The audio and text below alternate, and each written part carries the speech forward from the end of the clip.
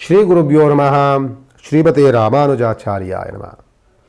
ಇದು ಮಾಸ ಭವಿಷ್ಯದಲ್ಲಿ ವೃಶ್ಚಿಕ ರಾಶಿಯ ಮಾಸ ಭವಿಷ್ಯ. ವೃಶ್ಚಿಕ ರಾಶಿಯವರಿಗೆ ನೋಡಿ, ಒಂದು ರೀತಿಯಾದಂತಹ ಅನುಕೂಲವೋ ಅನಾನುಕೂಲವೋ ಅನ್ನುವಂಥ ಸ್ಥಿತಿಗತಿಗಳಲ್ಲಿರುವಂಥದ್ದು. ಯಾಕೆ ಅಂದರೆ ವೃಶ್ಚಿಕ ರಾಶಿಯವರಿಗೆ ಅಷ್ಟಮದಲ್ಲಿದ್ದಂತಹ ಗುರುವು ಯೋಗ ಫಲಕ್ಕೆ ಬಂದರು. ಯೋಗ ಫಲಕ್ಕೆ ಬಂದಂತಹ ಗುರುವು ಮತ್ತೆ 5ನೇ ತಾರೀಕು ವಕ್ರ ಗುರುವಾಗಿ ಬಂದು ತಿರುಗಿ ಅಷ್ಟಮ ಸ್ಥಾನಕ್ಕೆ ಬಂದು ಕೂತ್ಕೊಂಡ್ರು. ಇನ್ನೊಂದು 2-3 ತಿಂಗಳ ಕಾಲದವರೆಗೂ ಗುರುವಿನ ಬಲವನ್ನು ಕಳ್ಕೊಳ್ಳುವಂಥ ದಿನಗಳು ವೃಶ್ಚಿಕ ರಾಶಿಯವರಿಗೆ ಮತ್ತೆ ಆರಂಭವಾಯಿತು. ಇನ್ನು 3-4 ತಿಂಗಳುಗಳ ಕಾಲದವರೆಗೂ ಸಹ ಶುಭ ದಿನಗಳಿಗಾಗಿ ಕಾಯಬೇಕು. ವೃಶ್ಚಿಕ ರಾಶಿಯವರು ಕಷ್ಟದಲ್ಲಿ ಕಷ್ಟ, ಸಮಸ್ಯೆಗಳಲ್ಲಿ ಸಮಸ್ಯೆಗಳು, ಒಂದಲ್ಲ ಒಂದು ಗೊಂದಲಮಯವಾದಂಥ ವಾತಾವರಣಗಳನ್ನು ಕಂಡಂತಹ ವೃಶ್ಚಿಕ ರಾಶಿಯವರು 1-2 ತಿಂಗಳ ಕಾಲ ಸುಧಾರಿಸ್ಕೊಂಡಂತಹ ವಾತಾವರಣ, 1-2 ತಿಂಗಳ ಯಾವುದೋ ಒಂದು ಪ್ರಯತ್ನಪಟ್ಟ ಕೆಲಸ ಆಯ್ತು ಬಿಡ್ರಿ ಎನ್ನುವಂತಹ ವಾತಾವರಣದಲ್ಲಿದ್ದಂತಹ ವೃಶ್ಚಿಕ ರಾಶಿಯವರಿಗೆ ಮತ್ತೆ ಗುರುವು ಅಷ್ಟಮದಲ್ಲಿ, ಅಂದರೆ ಒಂದು ಕಷ್ಟದ ಮಾರ್ಗವನ್ನು ತೋರಿಸೋದಕ್ಕೆ, ಕಷ್ಟದ ದಿನಗಳನ್ನು ತಗೊಳ್ಳೋದಕ್ಕೋಸ್ಕರವಾಗಿಯೇ ವೃಶ್ಚಿಕ ರಾಶಿಗೆ ಮತ್ತೆ ಅಷ್ಟಮ ಗುರುವು ಬಂದಿದ್ದಾರೆ. ಅಷ್ಟಮ ಗುರು ಬಂದಾಗ ಮತ್ತೆ ಗುರುವು ಶೂನ್ಯರಾಗ್ತಾರೆ. ಗುರು ಶೂನ್ಯವಾದಾಗ ವ್ಯವಹಾರವೆಲ್ಲವೂ ಕೆಡುತ್ತೆ, ಶುಭ ಕಾರ್ಯಗಳಲ್ಲಿ ಅಡೆತಡೆಗಳಾಗುತ್ತೆ, ಮತ್ತು ಯಾವುದೋ ಪ್ರಯತ್ನ ಪಟ್ಟರೂ ಸಹ ಹಿನ್ನಡೆಗಳಾಗುತ್ತೆ, ಅದು ಸಕ್ಸಸ್ ಆಗಲಿಕ್ಕೆ ಬಿಡೋದಿಲ್ಲ. ಅದು ಗುರುವಿನ ಅಷ್ಟಮ ಸ್ಥಾನದಲ್ಲಿರೋದ್ರಿಂದ. ಮತ್ತು ಜನ್ಮದಲ್ಲಿ ಇರುವಂತಹ ಶುಕ್ರಗ್ರಹ, ಜನ್ಮದಲ್ಲಿರುವಂತಹ ಬುಧಗ್ರಹ. ಶುಕ್ರಗ್ರಹದಿಂದ ಏನು ಸಮಸ್ಯೆಗಳು ಬರೋದಿಲ್ಲ, ಆದರೆ ಬುಧಗ್ರಹ ಬಂದಾಗ ಬುದ್ಧಿ ಚಂಚಲವಾಗುತ್ತೆ. ಕುಜನಿಗೆ ಬುಧ ಶತ್ರುಗ್ರಹನಾಗಿರ್ತಾನೆ. ಶತ್ರುವಿನ ಮನೆಗೆ ಒಬ್ಬ ಶತ್ರು ಬಂದಾಗ ಏನಾಗುತ್ತೆ ಅಂತ ಅಂದರೆ ಅಲ್ಲಿ ಕಲಹಗಳ ಸೃಷ್ಟಿಯಾಗುತ್ತೆ. ಭೂಮಿ ಕಲಹ, ದಾಯಾದಿ ಕಲಹ, ವ್ಯವಹಾರದಲ್ಲಿ ಕಲಹ, ಕೆಲಸ ಮಾಡುವಂಥ ಜಾಗದಲ್ಲಿ ಭಿನ್ನ ಅಭಿಪ್ರಾಯಗಳು ಜಾಸ್ತಿ, ಕೆಲಸ ಮಾಡುವಂಥ ಜಾಗದಲ್ಲಿ ಕಿರಿಕಿರಿ ಜಾಸ್ತಿ, ಮೇಲಧಿಕಾರಿಗಳಿಂದ ಕಿರುಕುಳ ಅನುಭವಿಸುವಂಥದ್ದು ಜಾಸ್ತಿ. ವೃಶ್ಚಿಕ ರಾಶಿಯವರಿಗೆ ಇದೆಲ್ಲವೂ ಸಹ ಡಿಸೆಂಬರ್ ತಿಂಗಳು ಜಾಸ್ತಿ ಆಗುತ್ತೆ.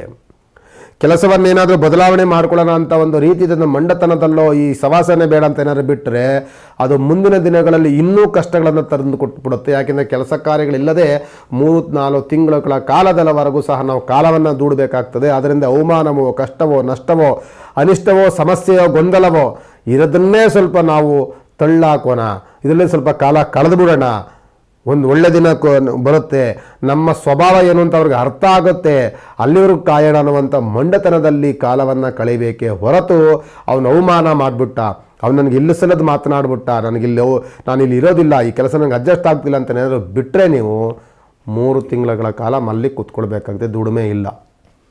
ಜೊತೆಯಲ್ಲಿ ಮನೆಯಲ್ಲಿ ಒಂದಲ್ಲ ಒಂದು ಮಾತುಗಳು, ಮನೆಯಲ್ಲಿ ಸುಮ್ಮನೆ ಇಲ್ಲ ಸಲದ ಕಿರಿಕ್ಗಳಾಗತ್ತೆ. ಕಿರಿಕಾದಾಗ ಮನಸ್ಸು ಚಂಚಲವಾಗುತ್ತೆ, ಮನಸ್ಸಿಗೆ ನೋವಾಗುತ್ತೆ. ನೋವಿನಲ್ಲಿ ಬೇರೆ ಬೇರೆ ಏನಾದ್ರು ಮಾತನಾಡ್ತೀರಿ, ಆ ಕುಟುಂಬದಲ್ಲಿ ಕಲಹಗಳು, ಗೊಂದಲಗಳು, ಸಮಸ್ಯೆಗಳು ಇವೆಲ್ಲವೂ ಸೃಷ್ಟಿಯಾಗಲಿಕ್ಕೆ ಆರಂಭವನ್ನು ಮಾಡುತ್ತೆ. ಅದರಿಂದ ಎಚ್ಚರಿಕೆಯನ್ನು ವಹಿಸಿ ವೃಶ್ಚಿಕ ರಾಶಿಯವರು ಯಾವುದೇ ದುಡುಕು ನಿರ್ಧಾರಗಳನ್ನು ತೆಗೆದುಕೊಳ್ಳಬಾರ್ದು. ಜೊತೆಯಲ್ಲಿ ಇದೇ ವೃಶ್ಚಿಕ ರಾಶಿಯವರಿಗೆ ನೋಡಿ, ಪಂಚಮದಲ್ಲಿರುವಂಥ ಶನಿಗ್ರಹ ಇವ್ರಿಗೆ ಅತಿಯಾದಂಥ ಕೋಪದ ವಾತಾವರಣ ಜಾಸ್ತಿ. ಈ ರಾಶಿಯವರಿಗೆ ಈ ಕೋಪದಿಂದಲೇ ಎಷ್ಟೋ ಸಮಸ್ಯೆಗಳನ್ನು ನೀವು ಮಾಡ್ಕೊಂಡ್ಬಿಡ್ತೀರಿ. ತಾಳ್ಮೆ ಇಲ್ಲ, ಸಡನ್ನಾಗಿ ಮಾತನಾಡುವಂಥದ್ದು. ಏನಾದರೂ ಒಂದು ವಿಚಾರಗಳು ಬಂದಾಗ ಅದಕ್ಕೆ ವಿಶ್ಲೇಷಣೆಯನ್ನು ಮಾಡಿ ನಿಧಾನವಾಗಿ ಅದನ್ನು ಕೂಲಂಕುಷವಾಗಿ ಅದರ ಅವಲೋಕನವನ್ನು ಮಾಡಿ ಅನಂತರದಲ್ಲಿ ಮಾತನಾಡಬೇಕು.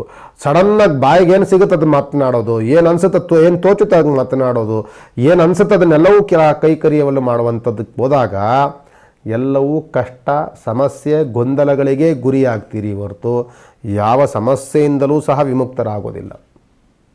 ಅದರಿಂದ ಎಚ್ಚರಿಕೆಯನ್ನು ವಹಿಸಿ ಅಂತ ಹೇಳ್ತಾ, ಈ ರಾಶಿಯವರಿಗೆ ಒಂದಲ್ಲ ಎರಡಲ್ಲ ವೃಶ್ಚಿಕ ರಾಶಿಯವರಿಗೆ ಎಲ್ಲ ಆಲ್ಮೋಸ್ಟ್ ಗ್ರಹಗಳು ಒಂದಲ್ಲ ಒಂದು ಬದಲಾವಣೆಗಳಿಂದ, ಒಂದಲ್ಲ ಒಂದು ಕಷ್ಟಗಳಿಂದ ಕೂಡಿರ್ತಾರೆ. ಇದೆಲ್ಲವೂ ಸಹ ಕೇವಲ ಅಲ್ಪ ದಿನಗಳು ಮಾತ್ರ ಇರುತ್ತೆ. ಅದಕ್ಕೆ ಈಗಲೇ ನಾನು ಹೇಳ್ತೇನೆ, ವೃಶ್ಚಿಕ ರಾಶಿಯವರಿಗೆ ಅಲ್ಪ ದಿನಗಳು ಮಾತ್ರ ಇದಿರುತ್ತೆ. ಮುಂದಿನ ದಿನಗಳು ಕಳೀತಾ ನಿಮಗೆ ಯೋಗ ದಿನಗಳು ಆರಂಭವಾಗುತ್ತೆ, ಉತ್ತಮವಾದಂಥ ಯೋಗ ದಿನಗಳು. ಅದರಲ್ಲೂ ಸಹ ಫೆಬ್ರವರಿ ಬಂದ್ಬಿಟ್ರೆ ನಿಮಗೆ ಏನು ಕಷ್ಟ, ಇವೆಲ್ಲವೂ ಇದಕ್ಕಿಂತ ಉತ್ತಮವಾದಂಥ ಕೆಲಸ, ಉತ್ತಮವಾದಂಥ ಜೀವನ, ಇವೆಲ್ಲವೂ ಬದಲಾವಣೆಗಳಾಗುವಂಥ ದಿನಗಳು ಮುಂದಿನ ದಿನಗಳಲ್ಲಿ ಬರುತ್ತೆ. ಈಗಿರುವಂಥದ್ದು ಕಷ್ಟ ದಿನಗಳು. ಈ ಕಷ್ಟ ದಿನಗಳನ್ನು ಕಷ್ಟಪಟ್ಟು ದೂಡ್ಬಿಡೋಣ, ಅದಾದಮೇಲೆ ಒಳ್ಳೆ ದಿನಗಳಿಗೋಸ್ಕರವಾಗಿ ನಾವು ಕಾಯ್ತಾ ಇರೋಣ. ಯಾಕೆ ಅಂದರೆ ಮುಂದಿನ ದಿನಗಳಲ್ಲಿ ವೃಶ್ಚಿಕ ರಾಶಿಯವರಿಗೆ ಉತ್ತಮವಾದಂಥ ಯೋಗ ಫಲಗಳಿಂದ ಅದು ಕಾಯ್ತಾ ಇದೆ, ನಿಮಗೆ ಯೋಗ ಫಲ ಕೊಡಲಿಕ್ಕೆ ಕಾಯ್ತಾ ಇರುತ್ತೆ. ಆದ್ದರಿಂದ ವೆಯ್ಟ್ ಮಾಡೋಣ ಅಂತ ಹೇಳ್ತಾ, ಈ ಮಾಸದಲ್ಲಿ ನಿಮಗೆ ರಾಶ್ಯಾಧಿಪತಿ ಬಂದು ಕುಜಗ್ರಹ, ಕುಜನ ಉಪಾಸನೆ, ಸುಬ್ರಹ್ಮಣ್ಯ ಸ್ವಾಮಿ ಪ್ರಾರ್ಥನೆಗಳನ್ನು ಮಾಡ್ತಾಯಿರಿ. ಮುಂದಿನ ದಿನಗಳಲ್ಲಿ ಉತ್ತಮವಾದ ದಿನಗಳು ನಿಮಗೆ ಖಂಡಿತವಾಗಿ ಸಿಗುತ್ತೆ ಅಂತ ಈ ಸಂದರ್ಭದಲ್ಲಿ ಹೇಳ್ಬೋದು. ನಮಸ್ಕಾರ.